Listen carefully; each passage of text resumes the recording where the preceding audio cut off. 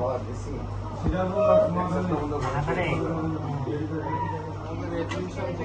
চাঁদপুরে কাস্টমার কি লঞ্চে সকাল 8টা রান্না হয়েছে 12 ঠিক আছে নদীর থেকে তাজা ইলিশ উঠেছে তাজা ইলিশ উঠে খাইয়া এমন খাবার দিছি এক সপ্তাহ তার পেট ঠিক আছে ঠিক হয়ে গেছে কবে লাগাইছেন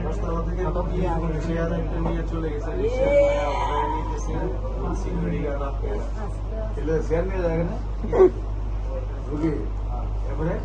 সিকিউরিটি গার্ড করে রিক্সা থেকে নামায় হয়েছে আর রুগী শেয়ারটা চুরি করে রাখেন